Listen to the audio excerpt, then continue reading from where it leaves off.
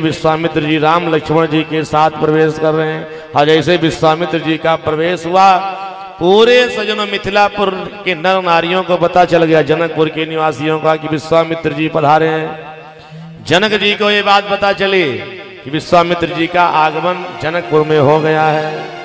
गोस्वामी जी ने पंक्ति प्रस्तुत की है। विश्वामित्र महामुनि आए, विश्वामित्र महामुनि आए, विश्वामित्र महामुनि आए, विश्वामित्र महामुनि आए, विश्वामित्र महामुनि आए, समाचार मिथिलापति पाए, समाचार मिथिलापति पाए, ओ समाचार मिथिलापति पाए, समाचार मिथिलापति पाए।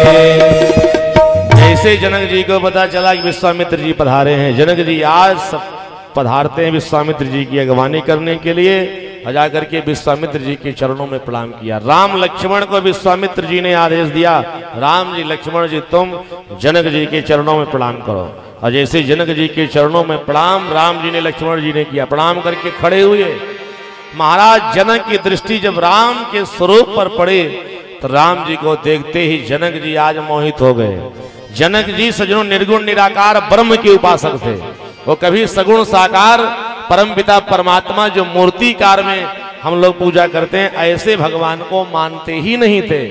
परंतु आज जो निर्गुण निराकार ब्रह्म की उपासना करने वाले, ब्रह्म में जिन्होंने अपने जीवन को समर्पित कर दिया था, ऐसे सज्जनों जनकपुर में पहुंचते ही राम जी के दिव्य रूप का दर्शन करके मानो आज ब्रह्म की समाधि में जो समाधिस्थ रहते थे जनक जी, उनकी समाधि टूट गई। बोली भक्तवत्सल भगवान की।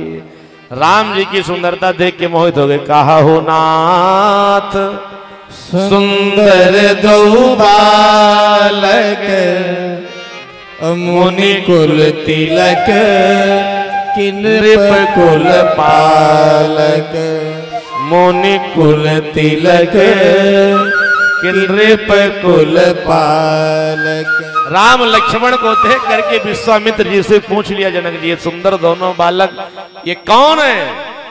किसी मुनि की तिलक है कि किसी राजा की ये पुत्र है? कृपा करके मुझे बताओ, क्योंकि जो मैं ब्रह्म का ध्यान लगा करके आनंद को प्राप्त करता था समाधि में जा करके, इन बालक के स्वरूप का दर्शन करके मुझे वही आनंद प्राप्त हो रहा है। मैं समझ नहीं पा रहा हूं क्या वही ब्रह्म तो ही ये बालक के रूप में आकर के यहां पर दर्शन नहीं दे रहा है?